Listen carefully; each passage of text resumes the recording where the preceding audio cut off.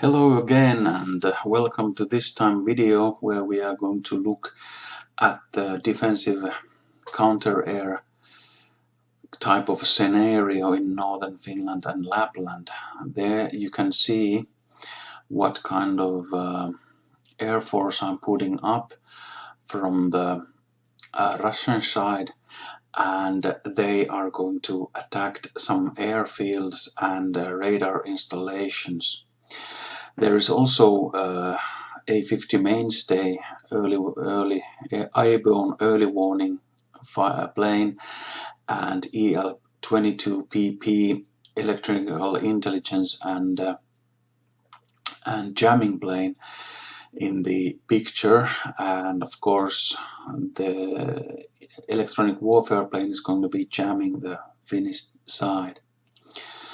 The Russian side, or VBS, is arranged as the common sources give it to be. So there is a flight regiment there in the Petroskoy area, and also there's a flight regiment in up north in Murmansk area, and also there is one strike regiment in the I forgot what the town name it was, but in the middle of the Kola Peninsula.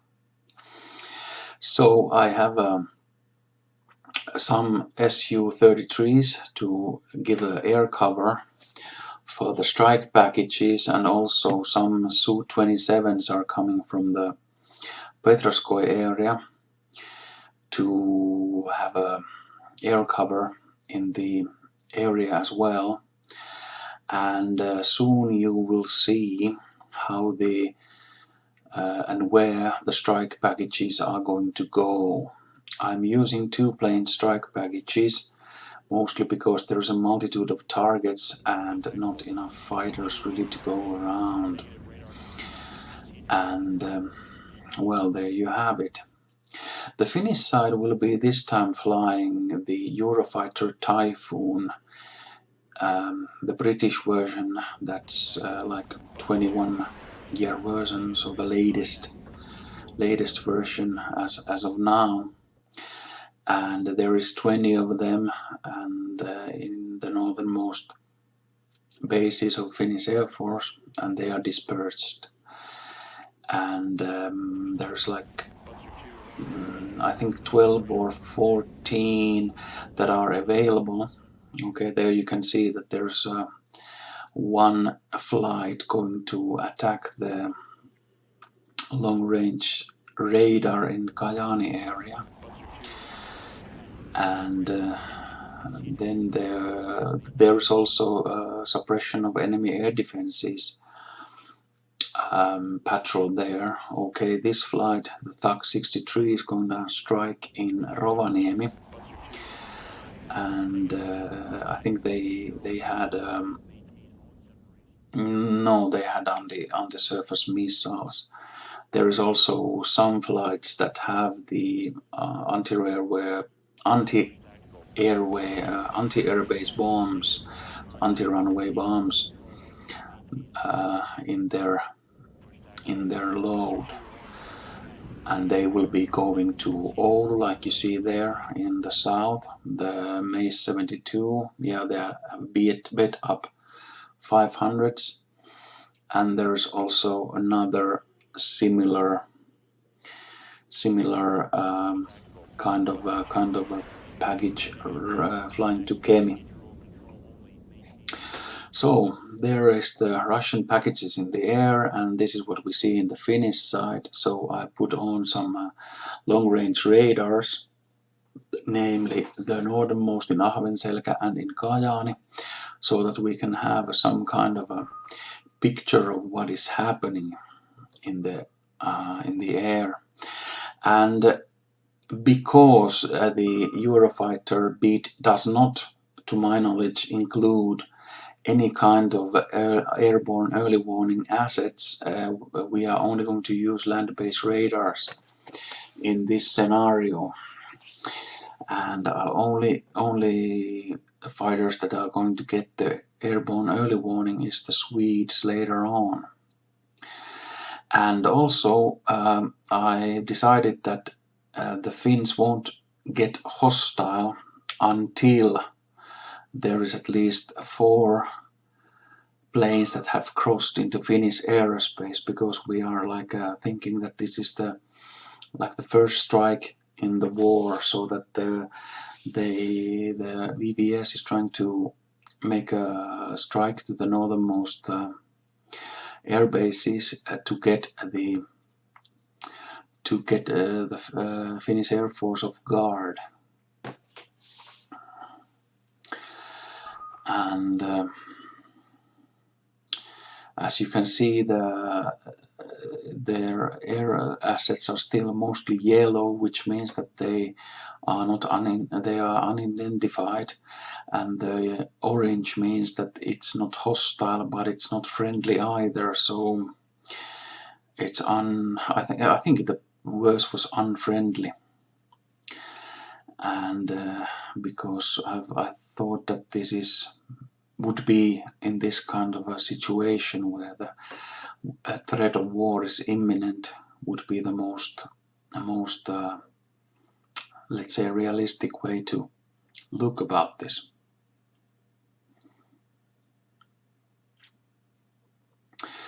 And there's 2 areas to secure in the Finnish Lapland. The other one is the Turva Pohjoinen, which you can see in the red right now, and there I have set 6 Eurofighters to patrol that one, and the another one is in the south, and also 6 fighters are meant for that. And then there's 2 more fighters in Rovaniemi that are kept as a reserve. Okay, and now there's a first fighter pair out from Kemi, and yeah, they are being jammed immediately, and they are turning south. And then there is the second pair flying off from Enontekiö, and they are going to take care of the northern part of the Lapland. And the Finnish Air Force dictates that you should have like 4 planes operating in the north of Finland, and at the same time 4 planes operating in the southern Finland, and you should basically be able to keep this up indefinitely. But well, that's the, how do you say, that's how much they are trying to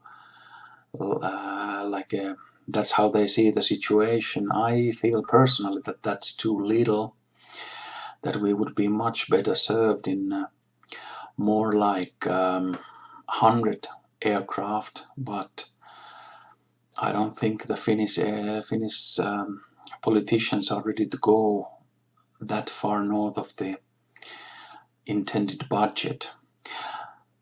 And now you can see that there is the first planes have been identified, and now the rest, so that now all the fighters in the air have been identified by the Finnish pair in the north, and they can, well, obviously see pretty much everything. And Russians in this time don't really have any knowledge of what's going on in the Finnish side.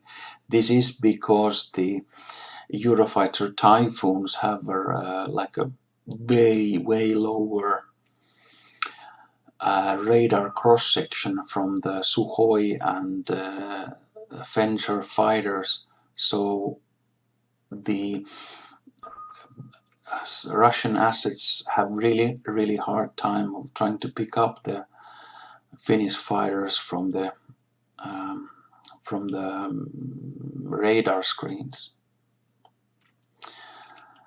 And okay, now there's at least 4 planes in the Finnish aerospace, so we decided that okay, now we need to start the shooting war. And the flight Baba 89 is going to be engaging the first Russian pair. I think it's gonna be the middle pair there, because they have been the longest in the Finnish airspace. And the southern pair is still flying down south. And also you can see here that how much the air combat is about time. Like you have got a vast area, like okay, now you see this picture from the Russian side and they don't see anything in the air right now. Okay, now they saw the first pair and now they have sort of identified them as unfriendlies, well, at least neutrals. What I was saying was that how much the air combat is about the time and space. Like even though these fighters can do more than 2 Machs in the altitude, they can still be in very many places at the same time. And also if one fighter carries 6 Meteor missiles, so that the pair has 12 missiles, you use 2 missiles per airplane, you can see that the stores run out really quickly. Like the turnout times for the pairs is really fast, so it's really important that your turnaround times are as small as possible. And I think the Meteor is doing a bit overkill when you are firing it like two missiles per one fighter, or the 4th generation or later fighter, so that you sort of lose every other missile. But well, if you want to get them from afar, that's how you should do it. Maybe you could twink this a little, so that you would only shoot them out like 3/4 of the maximum distance, so you could have like a little space for the second strike option. And also the Meteor are trying to shoot down missiles, because there's as I mentioned, there was a suppression of enemy air defenses patrols there too, and they have fired anti-radiation missiles. And of course radars are as well really important targets, so you want to destroy them if you can at all, so that you can save the radars, because it's not like you can go to the corner store and order the next radar for your Air Force. So, and also the fighters, they are like a national strategic assets that you don't want to lose.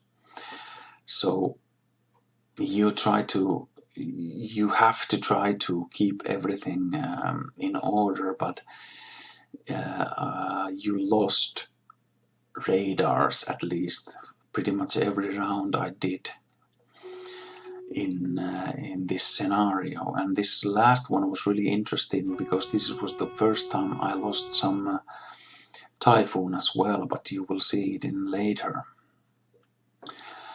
And there you can see that the flight Baba 89 is already coming back to the base, and the southernmost fighter pair is about to get ready to fire. They are at about area of Oulujärvi, and now they fired. And as you can see, there's more and more Russian vampires in the air, and the Finns need to get another pair of the fighters up really soon. I am not sure how realistic it is that you try to, well, there I'm trying to save the radar up north. It's a bit vain, because all the anti-radiation missiles remember the last location there was a radar after they have been fired, so that they can try to hit it. Even though the radar is turned off, this is not 1960s anymore. So, and that's what's happening there.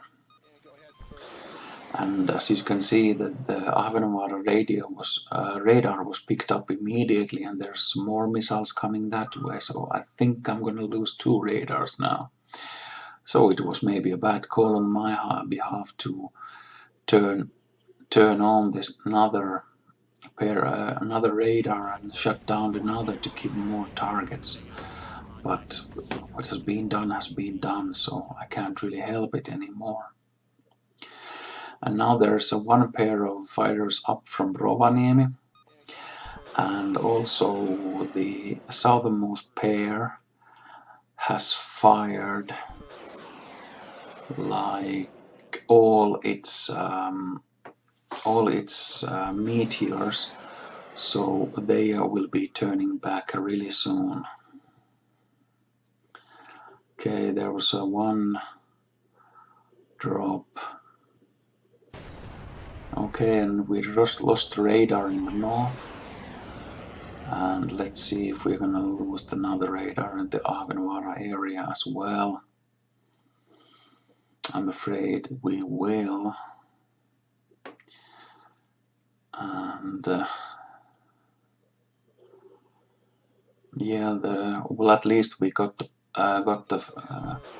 fencers that were coming to Rovaniemi. Oh yeah, we lost the Ahvenanmaare radar as well.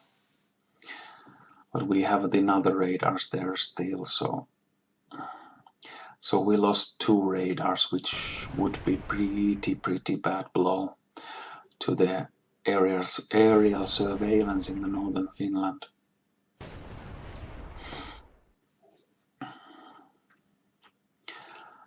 And as you can see, the southern pair has fired all the missiles it has, so now it seems that they are going to engage with the ASRAAM missiles next, but I'm not 100% sure what the simulation is trying to get done here.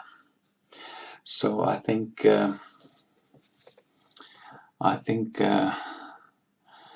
what is going to happen is, yeah, both are engaged offensive, so they are going to try to get and shoot down the Sukhoi 27s down south. And now I'm checking out, like, okay, is the fighters going to go up from Kemi, or are they going to go up from where? So that change, that would, if it get off from Oulu, it would help us a bit, because we would have a less flight time to the gameplays than from the Kemi, like 110 kilometers or so.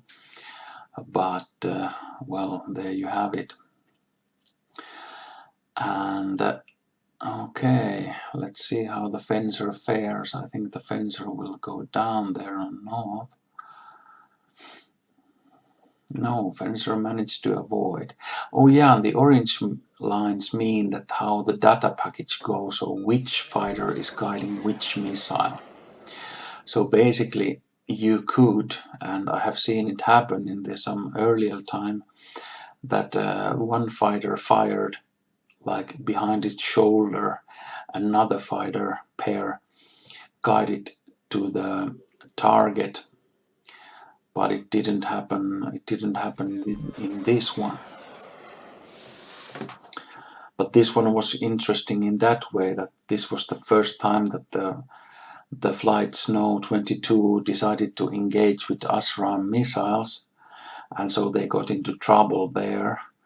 Like the Su-27 flankers managed to score a hit on another Typhoon, so it had to limp back home, but it didn't drop, and then we lost another one in the later stage of the air battle in down south. So yeah, that's the first. That's about the first time I have seen that the fighter that got hit in the air can fly back to the base. Okay, now there goes the last Sukhoi in south, and now the Snow 22 is. Well, they still have like 3 ASRAM, so I think they are maybe trying to engage the other Russian pair close by. And okay, there's a lot of missiles in the air, so yeah, the simulation is giving us the heads up about that. And the Snow 22 is trying to avoid the missiles. Okay, I put up some speed and to get this through a bit faster. And there's still more and more of the missiles in the air. And yeah, there's still Pepsi 74 is still shooting, and they still have 3 meteors there, so they will be there for some time.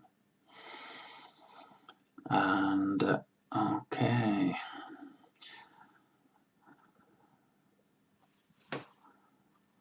And there's still like missiles flying all over the place down south in the flight Snow 20 on flight Snow 22,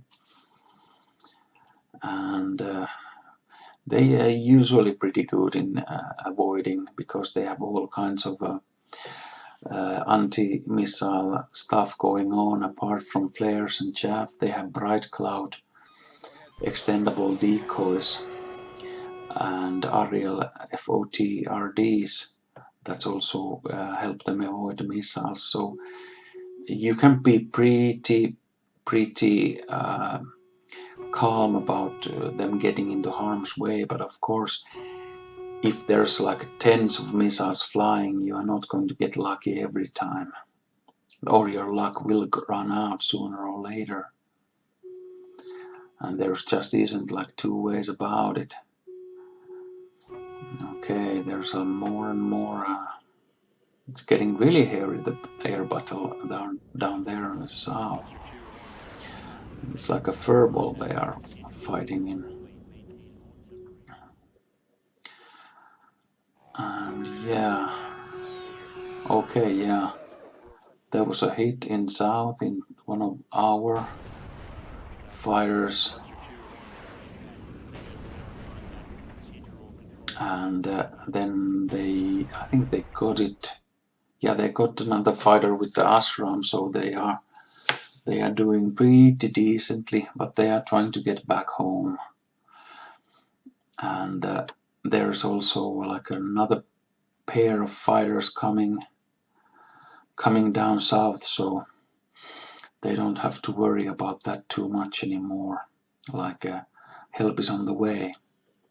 So the other pair took off from Kemi area. And the flight Pepsi 74 still has 2 meteors left, so they are going to use them, and then I think they are going to head back to base. Yeah, there goes. They are trying to get down the reconnaissance MiG. Yeah, now you see that there's this Noida 1 has been hit, and the damage is 52.4%.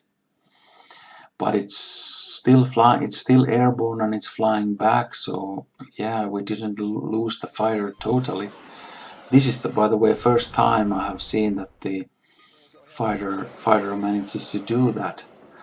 And as you can see, there is also some missiles flying down from the north, and they get the last Sukhoi 27 in the south. And now they are going to continue down south, and the Noida 1, or the Witch 1, has 11 bright callouts and 1 aerial left, so it just has to try to fly back. Okay, now I put the speed into the 15 because I was pretty sure that this is it, like nothing else is gonna happen. But there was some developments in here too, like there was the one pair of Russian fighters who is going to come and do the like offensive counter air here. They get fired upon, and we get the one of the pair, and we are still like firing more missiles at it, so that well, it's not very. Oh yeah, and the pair from the south is also coming to help, so that's why there's like a lot of Finnish fighters in the air. And other than that, this is pretty much up to this point. This is pretty much how all the scenarios went when I was playing them. But as I said, this one had unusually many air-to-air missiles fired. The Suhois didn't usually get to fire any air-to-air missiles against the Typhoons, so in that way this was the first, and that was sort of like a unexpected thing to see here. And well, there are still some missiles flying. Oh yeah, there's a missile going out, and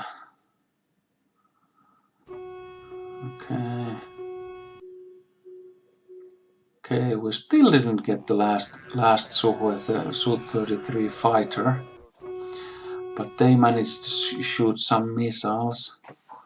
Now we got the hit there, so there's still, I think, one fighter going, and they managed to fire missiles,